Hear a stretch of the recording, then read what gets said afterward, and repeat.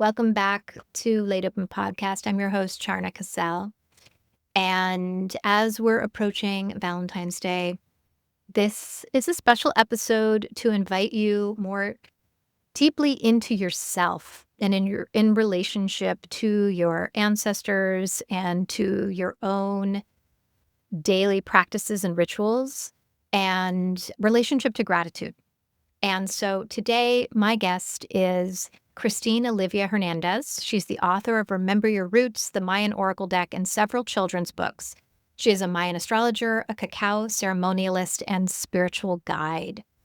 And we do a little of something that I've never done before, which is she gives me a mini reading on this episode. So if you're curious about me, but also learning about if you've ever looked at a Mayan astrology chart or calendar and wanted to understand more about the symbols and the numbers and all that and understand how it could relate to you and what a reading might sound like or look like and how it could be useful for you to understand your own dharma and purpose in this world, you'll get a little taste of it. And you'll also get to learn more about cacao and daily practice. So welcome, Christine.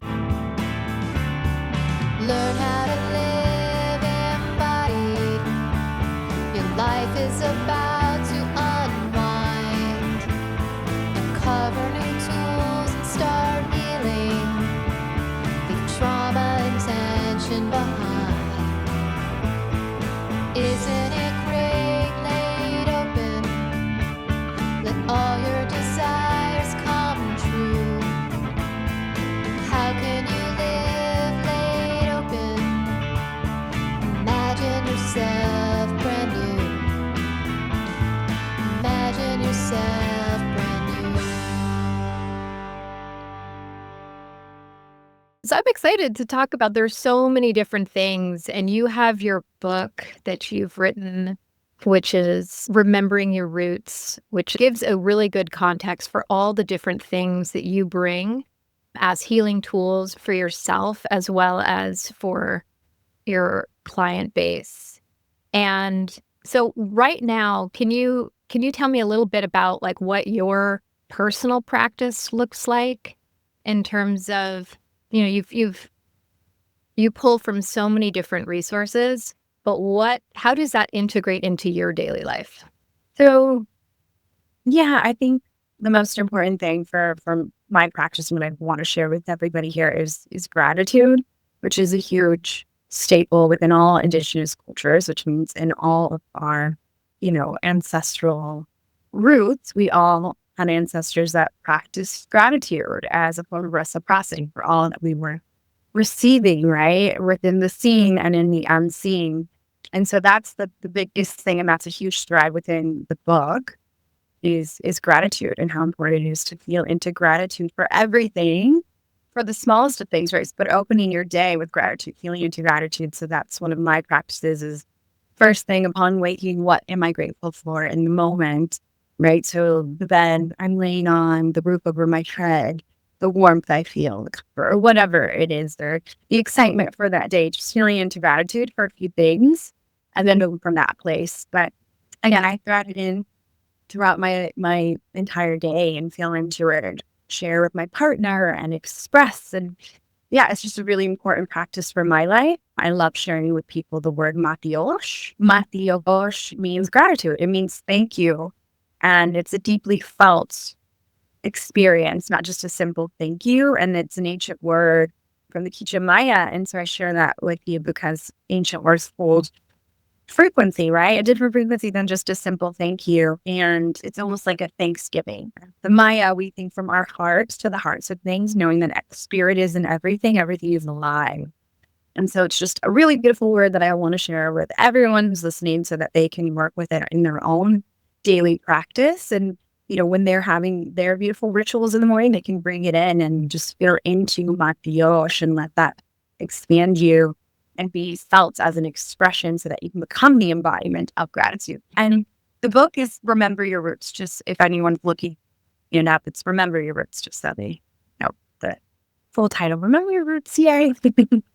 When you say Matiosh, do you suggest that people chant it or just say it once and feel into it. Like, when you're doing some kind of chant or mantra and you can feel the vibration and you do it, 108 times or 216 Yeah. times, etc. Yeah. Yeah. Yeah. So that's a beautiful question. I like to open with the Maltiox when I'm doing like a ceremony, and I close with 3 Maltioxes. We say it together.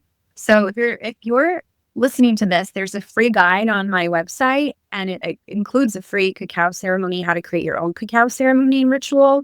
And then it gives you a free Mayan meditation, a free Maltiox Mayan meditation. So in there, I'm saying Maltiox many times and giving thanks to all things. And so that's how you'll feel kind of like the mantra of it. And then from there, it's like, yeah, make it your own and see how it feels with you. And you want to sing it, as well. What's really important about that, it's the difference between just speaking something or thinking of something conceptually and thinking like, okay, so how do I then, when I'm laying in my bed and I'm feeling the softness of my sheets and I'm feeling the gratitude for the person next to me, or I'm feeling petting my dog or whatever the thing that generates gratitude for you, bringing your body into it, right? Yeah. It's like, what's the experience of it viscerally? And also, I want to speak to the fact that there are things that we are facing right now and have been so many challenges, so many hardships. There's so much chaos happening, and it can maybe be difficult or seem hard to do.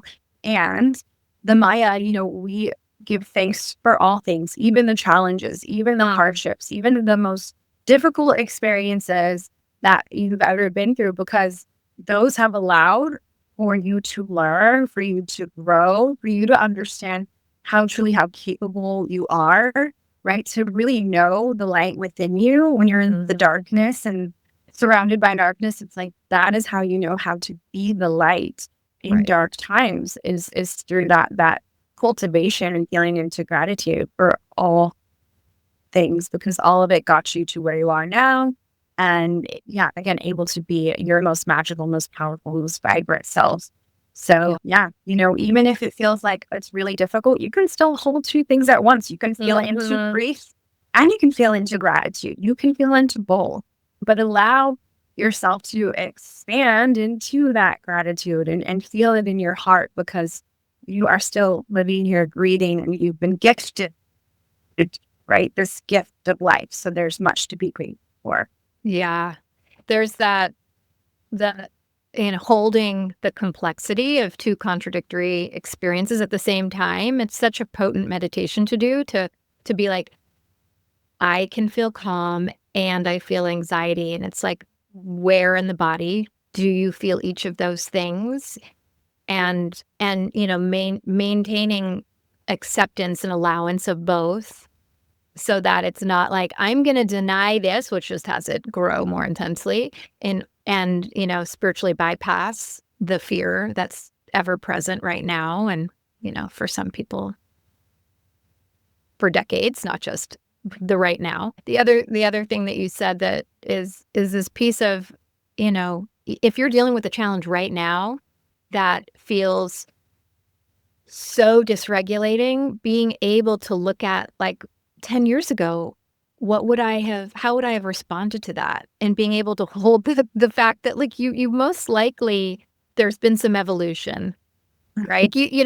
I can appreciate that about myself, like dealing with really hard situations right now, being like, this would have taken me out and I actually would have slept badly, but somehow I could even wake up with anxiety, but I'm able to sleep. And that's profound for me.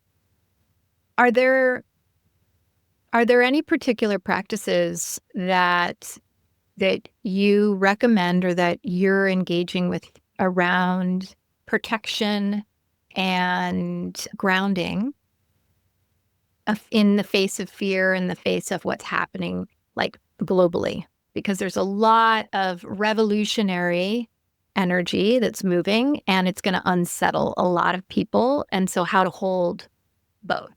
Yeah, I think it's always important for us to get outside, being on the earth, connecting to the land, literally hugging trees, knowing that trees can support us and they give so much to us, right? Not just air and oxygen, but like literally you receive oxytocin when you hug a tree. So if you feel like you're lonely also and fearful, it's like hug a tree because they have actual like support to give to you in the moment.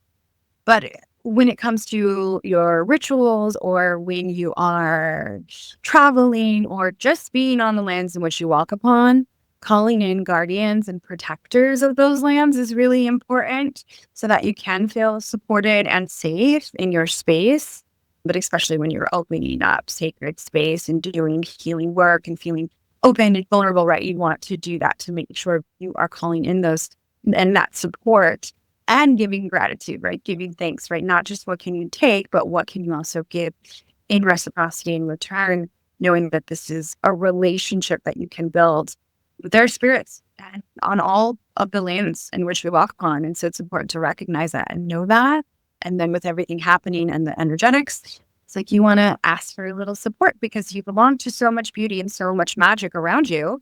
And they're there to support you and, hold you. And so also welcoming in your unconditionally loving ancestors, your guides and things, but literally just taking time to connect with your body and your breath. And if there's grief to be felt, then feel it and let it move through you and out of you. You don't need to hold on to it. Allow yourself to let go of the burdens and the heaviness that doesn't need to sit in the body.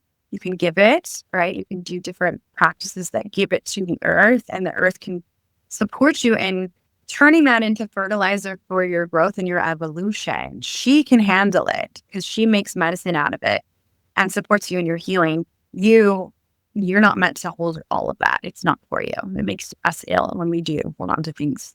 So those are some of the practices.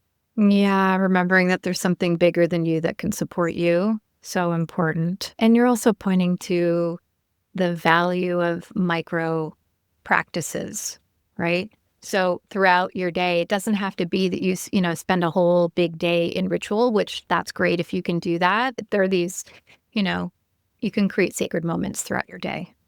Yeah, and you get to ask for support from also the different allies around. So we talked about ancestors, spirit guides, used to, but the plant allies, right? And this is something I love talking about on podcasts is cacao because of how healing it is, how supportive it is, that unconditional loving frequency that cacao has, that grandmother essence. And with the way the world is and our nervous systems, we need more gentle yet consciousness shifting plants to support us, to remember who we are, to come into our hearts, to support us in that connection to the earth, to the ancestors, different aspects of ourselves as well. And we don't need really intense plants. And there are so many plant medicines out there that are getting a lot of attention. And unless you're in the jungle and you plan on living in the jungle for a while so that you can integrate those really intense experiences for the nervous system, then you shouldn't be doing them. It's a very serious thing. And yet some people do need them, sure. But you can do beautiful plant medicines that are gentle, like the cacao, that is a progressive. It is a gentle process. The more you work with it, the more you feel, the more you expand. Yeah, it's beautiful and profound. And that's why it shifted my life. It changed my life. And so I share it with everyone that I come into contact with. And we all know what chocolate is. We all have chocolate. It's lovely. And already you can feel that little frequency of love. But when you have it in its pure essence and pure form, you are taking in plant medicine that has been used for thousands of years by the ancestors, the Maya and the Mexica and the Olmecas before all of them. And they used it for shamanic purposes, for ceremonial purposes, for everything between life and death. It was considered gold. It was even used as currency at one point. It is called food of the gods. It's the translation of cacao. So it is beautiful. It is a spiritual aid. It is a superfood. And it's not a psychedelic. So that's awesome. It's like you're going to feel expansive and euphoric and magical, but you're not going to see things and hallucinate. And it doesn't need to be this intense process for us to be supported in our healing and feeling that unconditional love as well. Right. So you could go and go to a cacao ceremony, or you could also start your day and have every morning it could be a ritual in heart expansion and being able to set up your orientation to how you want to receive your day and what you want to create that day. coming into heart center. And so I source cacao. It's called Somalux cacao. And I can give you guys a discount code and stuff so people can try it. But it comes in granulated form, like already chopped up, or you can get like the block piece. It's a very simple process. You chop it up, you put some hot water, you put some natural sweetener, maybe some cinnamon. And I like to add a little milk to it, coconut milk. Don't use dairy because that will mess with it. When you have it like that, you have the living enzymes and the healing properties within it that keep it alive. Okay. And then you can create your own ritual at home. And if you're wanting to do a daily process of like working with it, you can do a teaspoon a day. If you're wanting to have a full ceremonial dose, it's 2 tablespoons. And that's going to you're going to feel more there. And welcome the experience of feeling deeply. Sometimes you may feel giggles or tears or sweat, and that's supporting in releasing and making space, letting go. And from there, you start to feel into deep gratitude. It's like you make space so that you can manifest and magnetize the life that you want for yourself. More magic, more beauty, more things you want to embody, Can you clarify 2 things? You started to say that dairy would mess with it. So if you could say a little bit more about that. And then the other thing that I think is important because, at least in the Bay Area where I am, like cacao is a big thing. And, and people, where you purchase it from matters. And if you could speak to that in terms of how it's harvested, the quality, where you're getting it, and, who you're giving your money to, all the things. Yeah. Oh, let's start with that. Ceremonial cacao is completely different from, even just organic cacao from the grocery store because of the frequency it carries, right? You're getting, if you're sourcing from me, it is coming from Guatemala and Mexico, and it is being prepared ceremonially, which means there's intention behind it. There's thoughtfulness. There are literal blessings and prayers, right? Going into the cacao and the way that it is prepared and made. You can do the ceremony yourself. So it's already vibrating at a different frequency, and you're supporting the Mayan people where this is where the medicine comes from. This is, where it originates from. A lot of cacao that is commercialized, that may be like the nibs or things, they're coming from Africa where there is literal slave trade or, child slavery, and the children are working on the cacao. It is not the same, and we don't want to support that at all. We want to make sure you're getting cacao that like where it comes from. There are, so many beautiful ceremonial grade cacaos, and that's what you want to look for. And it's the difference between having your grandmother make you a beautiful chicken noodle soup or something versus like eating fast food. So that's the difference. It's always so fascinating how science proves things when we already know it. But there's a science behind the fact that the milk, dairy milk, is not a good mix for the plant, which it makes sense to me, and it's hard to explain. But if you're using coconut milk, it's another plant ally. If you think about it, coming together to support you with that, if you're taking the milk, it's not a good mix, and it does something. It mixes, and you're not going to have the same effect. So just leave it out unless you want a hot chocolate and you really want raw milk and you're getting it in the pure form. Sure, but I would just try almond milk, coconut milk, many different types of nut milks you can do, and it's going to taste amazing. It can taste like a hot chocolate, but you will still experience the beautiful benefits of the ceremonial grade cacao. And what other components? I mean, you've named a number of things, but if somebody was starting their day in ritual and intentionally drinking their cacao, what other steps or intentions or rituals could they add to it?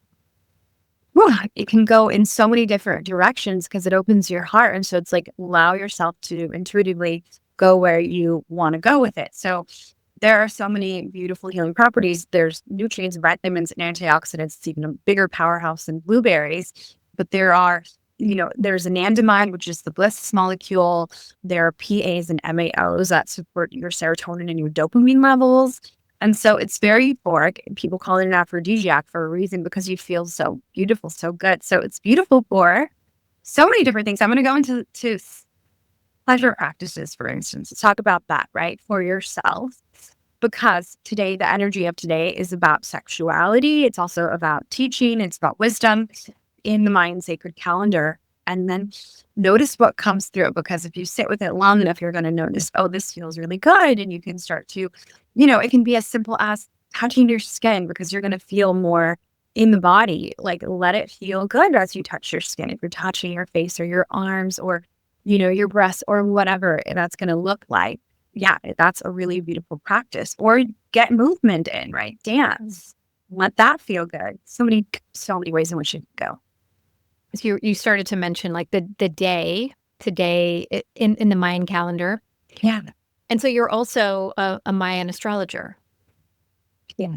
Right. So you do readings for people. And so how much does that, or is that, I'm imagining then you have this daily relationship to the Mayan calendar. And then that also informs, like you're braiding that into, as you just illustrated, into your use of cacao. Yeah, of course. You can do it with cacao. I don't drink cacao every single day. I have gone through periods of that, but yeah, absolutely. If you're going to create a ritual, I suggest everybody feel into the energy every single day of what it is, because we are so used to the Gregorian calendar, which is a distortion of time.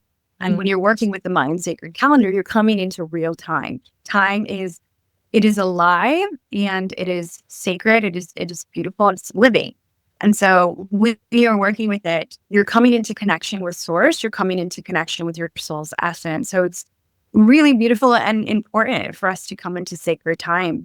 So yeah, every day you want to just notice what is the energy of today. And so that's important. And then also it's very important to know the energy that you come in with, because every single day has a unique energy. Okay. But the Chalki, the Mayan Sacred Calendar, and this is a 260-day calendar, like the gestation period of a human. And it's made up of 20 Nawals, which are 20 unique energies that come together with 13 cycles to make 260 unique days and energies. And so it's like the calendar already knows you. And so every time I'm doing these readings, it's just confirmation of who you know yourself to be. And sometimes we just need to remember, but it supports us in understanding like soul's purpose, what comes easy to us, what challenges we will face, and how we can also be supported to the collective, like understanding that we're part of the great web of life and that we are all interconnected.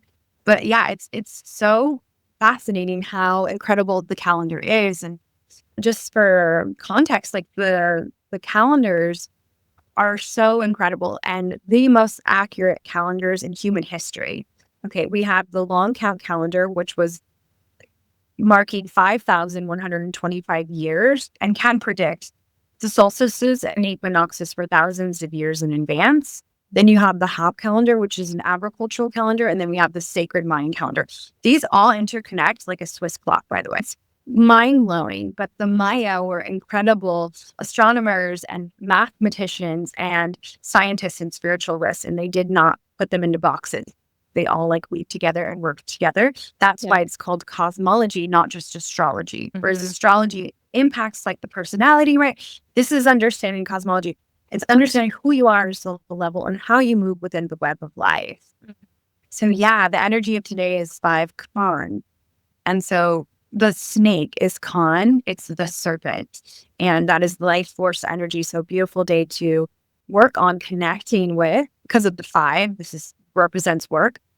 Work on connecting with your sexual energy, your life force energy, and just knowing that this is just power. It is power in the body. Those of us who are teachers and leaders and have a lot of energy and are showing up, it should just know that means we have a lot of sexual energy and we can use it in order for it to be beneficial to us and to the collective, for us to be good teachers.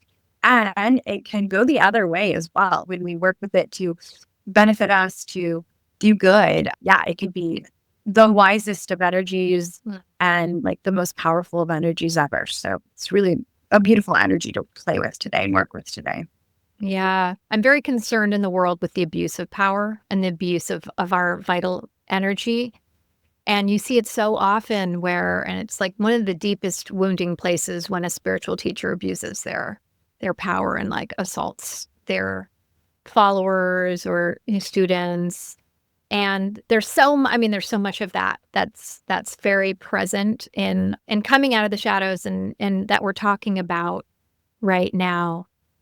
And it's an interesting thing, I think, especially if you've had a history of sexual trauma, how to not just heal on a sexual level, but how to be able to stand in your power and not be afraid of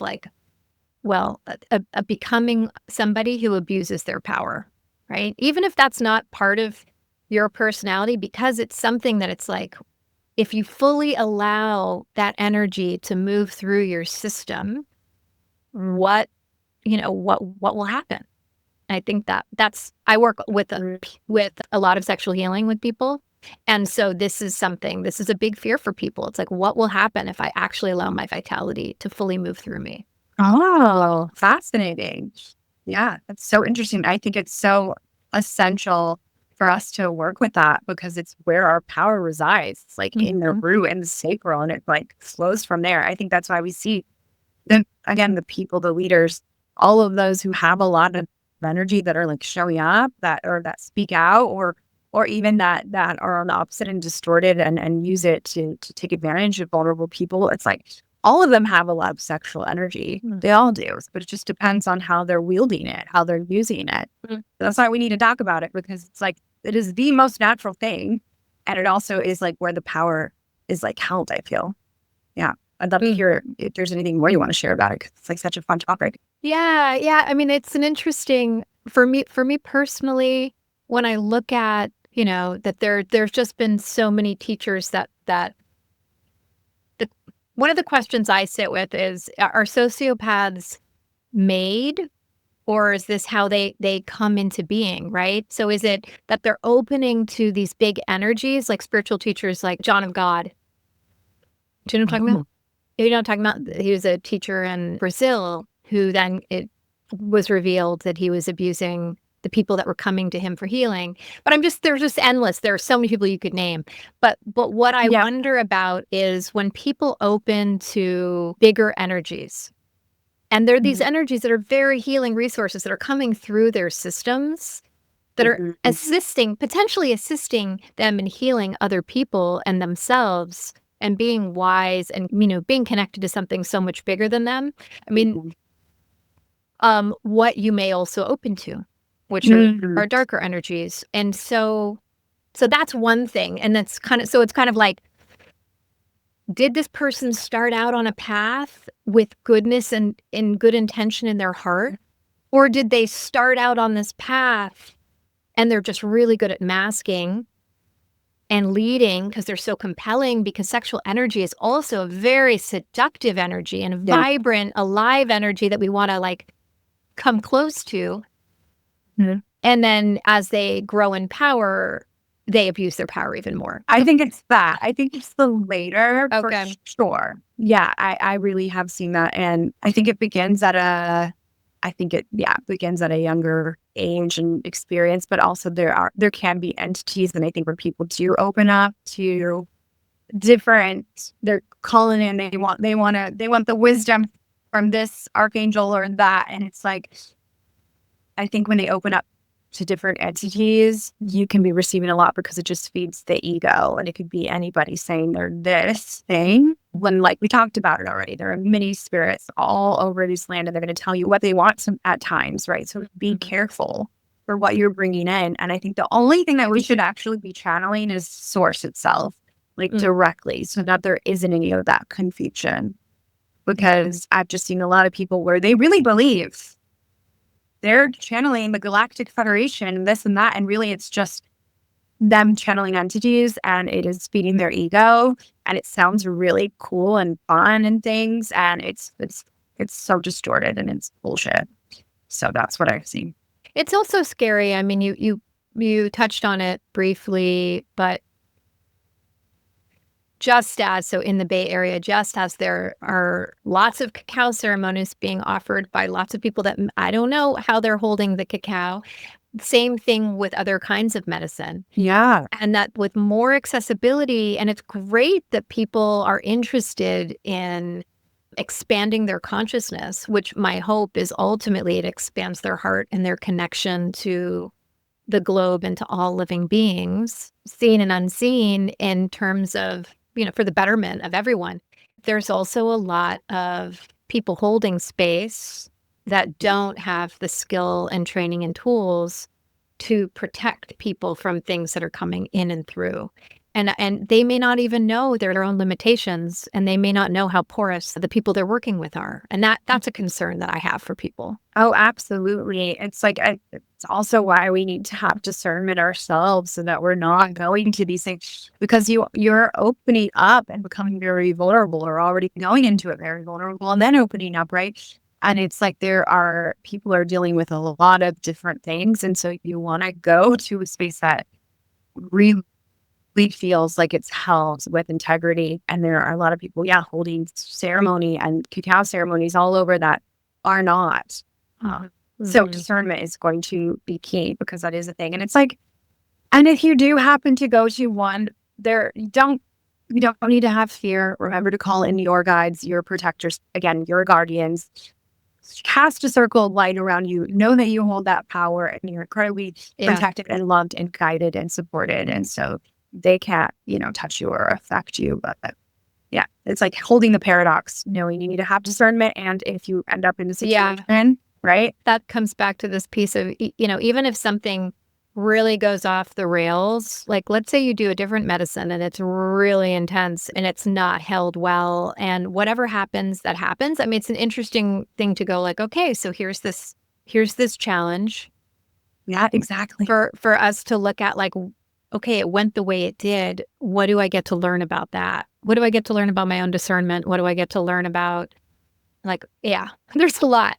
That's such a good point. It's like, what this taught me, right? And then from there, it's like, that's how I have learned discernment, not in an easy way, not because somebody else told me to do it. It's like, I actually had to learn it through that horrible experience. And I think, and I hope that I've shared it so many times now that not everybody has to go through the dark experience, but sometimes we do in order to learn. Once again, it brings us back to gratitude for everything that we have experienced, because it got us to where we are now, wiser, Yeah, there's so much. And, it's kind of like in terms of dating, right? Like you don't always, you get to what you being able to identify what you want by experiencing what you don't want.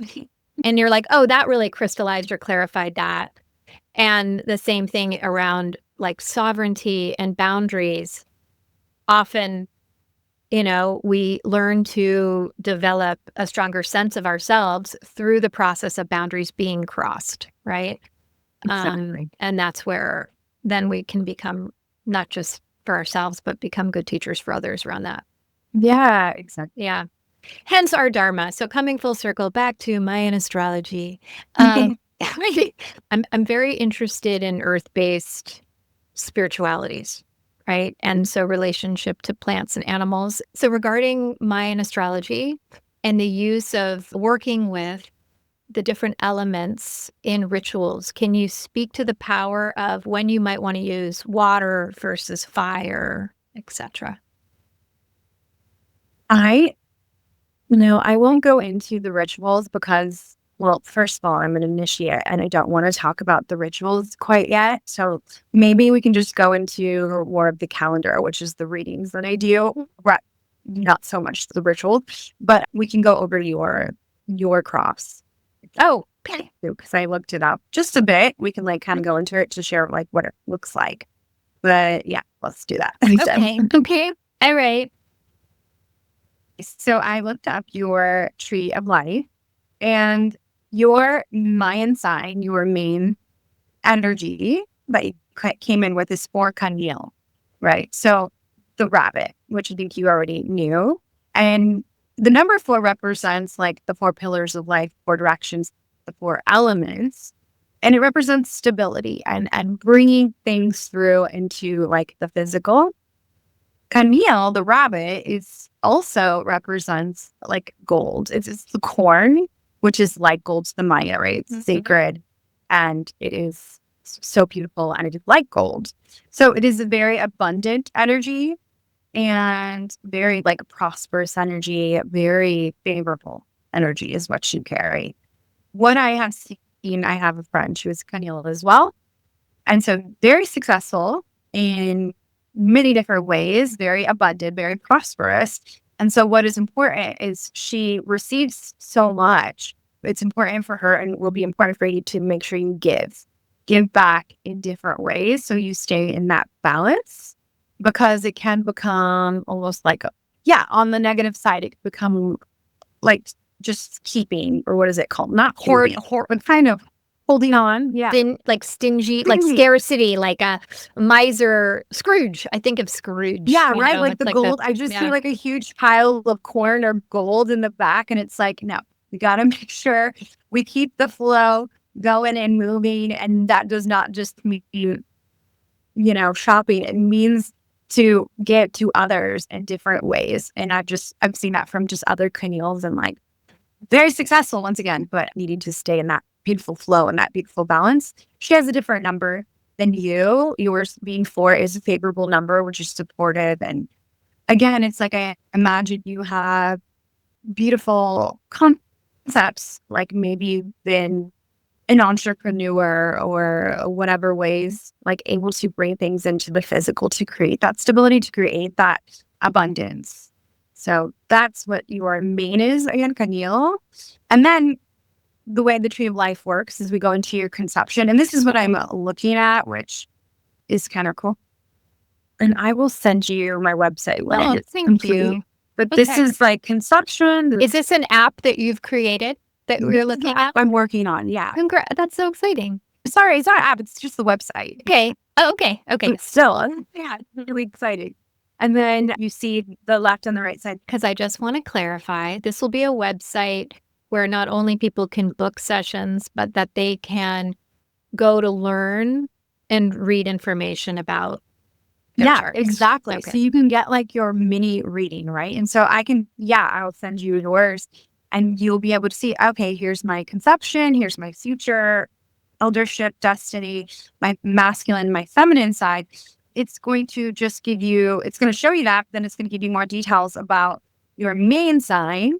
But if you want a full reading, right, then you would go through me, which is not just diving into all of that. It's also divination and it's also ceremony, right? We create ceremony, call in the directions, we call in the elements. It is a felt experience. Can I clarify something else? Yeah.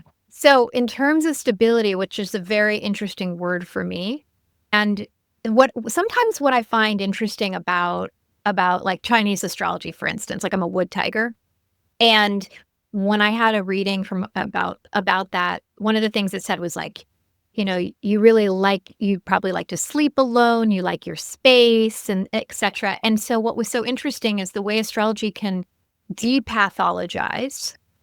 So we can go, oh, I could pathologize myself because of trauma. I like my space or like to sleep alone in that phase of my life. But at the same time, it's like, oh no, this was in your chart. This is part of who you came in as. And so the thing with the stability, what's interesting is my spine is a divining rod and it's constantly like my things always go out. So stability, a longing for manifesting physical stability has been a path. Like my physical body has been my spiritual teacher for decades. This has been a process. So when I think it's so interesting that you're looking at it and you're reading it like financial stability, and I think of it as like in physical form, how to have a more stable, like energetic as well as structural existence. And so if you could speak to that, you're looking at it, or is it just that it's actually like, oh, there's this strength here. Yes. That's in my system that maybe trauma lays on top of, and that's a distraction, but the capacity to build an empire or whatever lives. Exactly that. Yeah. Exactly that. Because the 4 it's stability in all senses, right? But it is in combination with Keneal, which represents that success, that abundance. It's beautiful. But regardless, it's like stability, feeling stability within the body, in the physical realms, is what the 4 represents. And so it's like, okay, if I'm not feeling that, well, let me lean into this energy that literally is me to remember that I am stable, right? That's the cool thing about it, is just recognizing like, well, it is there and we can lean into it. And then you have other energies that you can lean into when you need the support to remember, again, what you carry.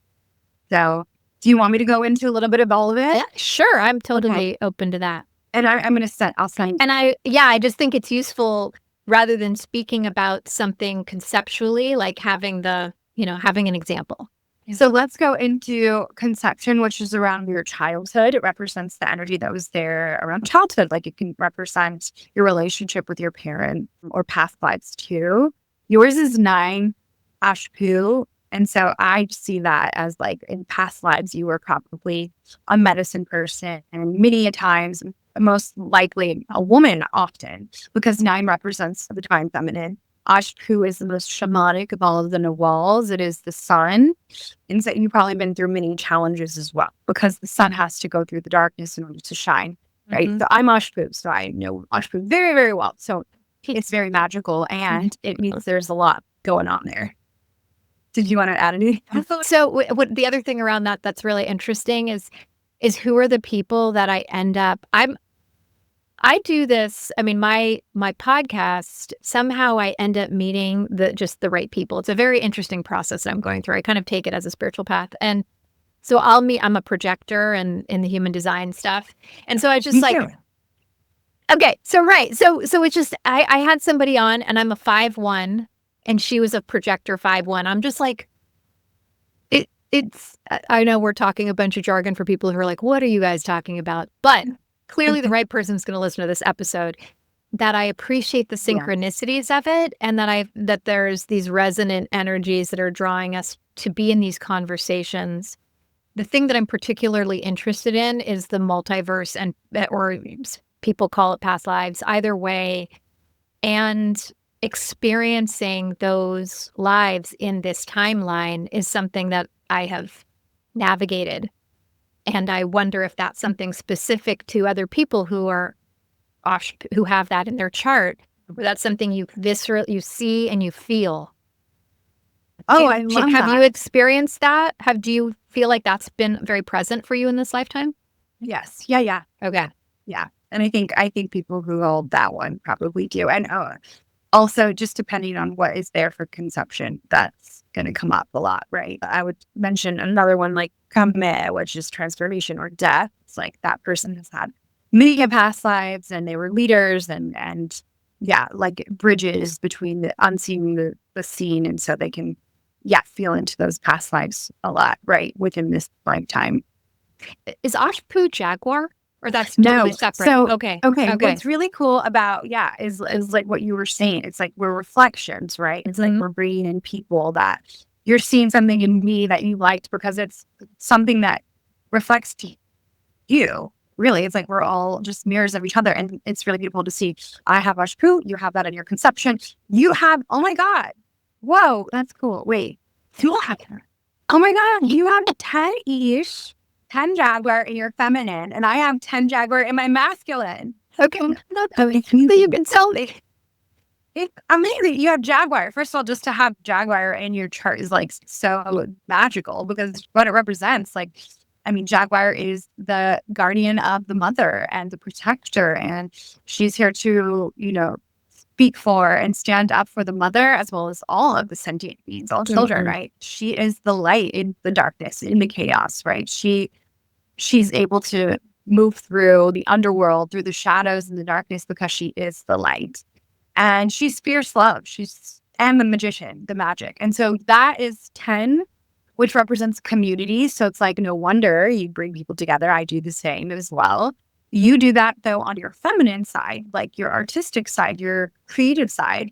And so I imagine you bring a lot of women together because it's on the feminine side, and that's very supportive for the women. And then me, I have mine on my masculine side. So I bring kind of a mix together, even more so. But on your masculine side, yours is 11E. 11 represents the bridging between past, present, and future. E is the voice. It is the hummingbird and the voice and the power of the voice. And so it's like men and women, all people, because this is your outward facing appearance. It's how people perceive you. They see you as a powerful speaker. No wonder you have a podcast. It's like very obvious you would. So that's really cool to see it so obvious. What I have to say is really funny. So years ago, for years, I led an embodied sexuality group for women. But right now I'm leading, and I revised my groups because with my male clients, I just saw that there was a certain need for certain kinds of support that I was referring them out, and they just were still not getting that support in men's groups. And so I decided I'm going to start a group again, and it's a co-ed group, but it's mostly men. And it's such a beautiful gift for me to get to support these incredibly tender, sweet men in this way. And so I'm loving that, but it's a very different thing than running women's groups. So it's interesting. Yeah. Yeah. And seeing that, it's like, well, I imagine you're speaking very powerfully to their inner feminine, because it's like we all have the masculine and feminine. So it's just recognizing you're bringing people together, and you can really impact and be a leader and a guardian to the inner feminine within all of us. Because the 10 represents two hands coming together, like that. It's like community and we working together. Okay. And then the last thing, let's go into your eldership, which is 12 Ashmok. Well, okay. So here's the thing. You're already feeling into 12 Ashmok. There is another energy that comes after that, but I didn't map it out. And just so you know, there's another one that you come into, but the next one, or that you're feeling into now, is 12 Ashmok. 12 represents the weaving together of all of life's experience in combination with Ashmok. And Ashmok, the animal guardian that it is the bee. And what it is really, it's about forgiveness. It's really the art of forgiveness, which then leads to liberation. So that's what you are in, and are going to feel the strongest at the age of 52. And then after 52, you come into something else. So, and because it's a high number, the number 12, right, it's higher than your mean, it means that it impacts you in a strong way. Yeah. So that's all you really need to know when it comes to what you're feeling into. Your Lord is Khan. It is Cat, which is so funny because I keep seeing Khan in your chart, but I'm like, wait, where is it in the chart? It is. But what's crazy is years ago, I had a wild synchronicity with Mayan Astrology. It really spoke to the relationship of embodied sexuality. And and this was like over, maybe 15 or more years ago that I saw that. Oh, and it's Tristana. It's it's there. So there's a 13-day cycle. It's in Khan. That's why I'm like, I know I just felt it in you, and obviously with the work you do, I'm like, why am I not seeing it? It's there. It's there. Then with your year lore, the year you were born, it's the spiritual guide. So we're seeing everything, with the work you do play out. And so that's been my experience. I feel very grateful that whenever I get readings, I'm like, oh, I'm on my path. I'm doing my, my dharma is very clear, and I'm in it.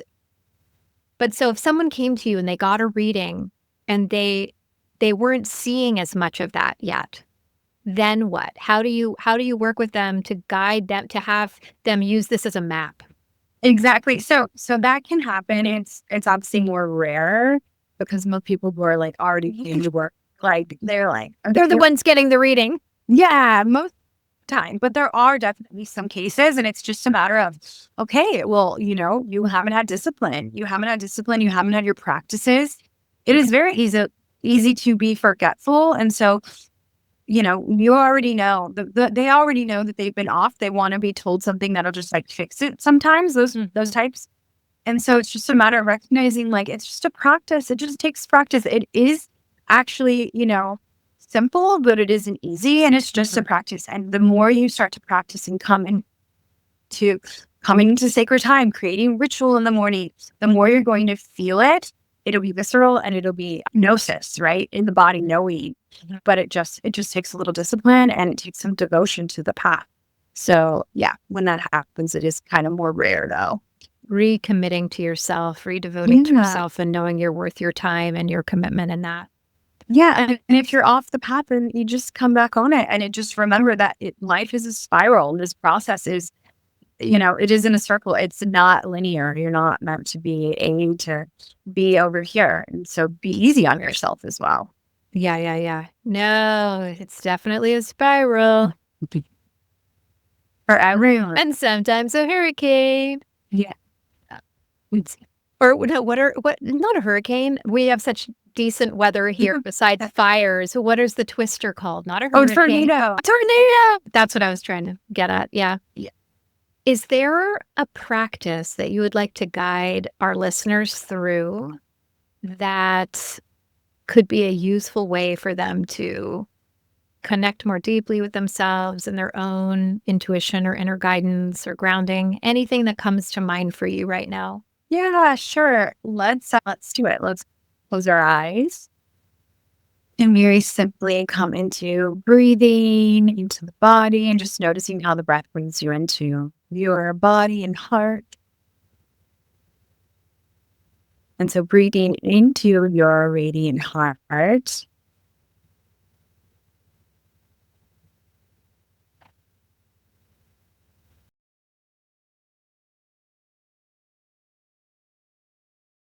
You can feel, sense, or see the light within your heart that comes from you, this beautiful healing light. And maybe it's glowing in a rainbow of different colors, pink or red or green. And just notice that light move down and through your energy centers, your chakras, moving down and through the root and into the soil, the earth beneath you, to connect with the very core of the earth, the heart of the earth. And from there, breathing in her energy, her unconditional love and support, feeling that energy of the mother moving up and through your channel, your root, your energy centers into your heart, merging with your heart's energy, and then feeling the energy from the heart of the cosmos moving down and through your crown and third eye, your throat, and into your heart, merging with your heart center,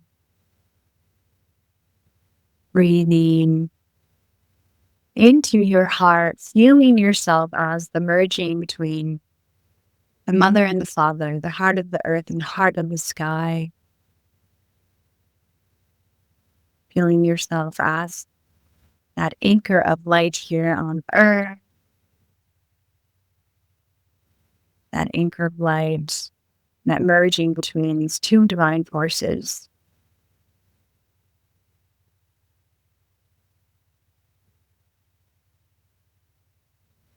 That is who you are. And so feeling gratitude, and you can bring your hands to the front of your heart so that your thumb touches your heart. Sealing that beautiful connection and closing with Maltiox. We could do 3 Maltioxes. Maltiox, Maltiox, Maltiox. Thank you. All right. Well, we'll wrap it up. But thank you so much. And how can people find you? Where are you on social media? Your website? Yeah. My website is www.imchristineolivia.com. So that is ChristineOlivia. And then my Instagram is just Christine Olivia _. So yeah, those are the places you can find me. And for the cacao, you'll find them on the website. You can find the cacao book. Also, I have a Mayan Oracle deck that's coming out in May that you can pre-order. So if you're wanting to feel into these different energies of the day, you can do so, and you can divine with the cards of the different also deities. There's going to be deities as well as different Mayan notable aspects like jade and cacao and different energies that you can connect with. It's really exciting. So I can't wait for that to come out. But you can, pre-order. It comes out May 12th, though. Congratulations. Yeah, That's thank exciting. you so much. Yeah. Yeah. So sweet to spend some time with you. Thank you for your time. Yeah. Thank you, everybody, also for tuning in. And thank you for having me, Mom. It's beautiful. Thank you for joining us. If you appreciated this episode, please like, rate, review, and share it with your friends. It's always exciting for me when I get to see where in the world around the globe this podcast is ranking, and reach out to me. Let me know how you're doing and what you're listening to and what you're enjoying and what you want to hear more of. If you would like to follow me on Facebook or Instagram, it's LaidOPEN Podcast. That's LaidOPEN Podcast. You can learn more about my work at charnacacao.com. You can read my blog there and join my newsletter or sign up for my monthly free meditation. You can also go to passionatelife.org to learn more about my direct one-on-one healing work that I do or the group work that I offer. Until next time, this has been the LaidOPEN Podcast with your host, Charna Cacao. We all have different capacities, but I believe in our capacity to grow and change together. Until next time.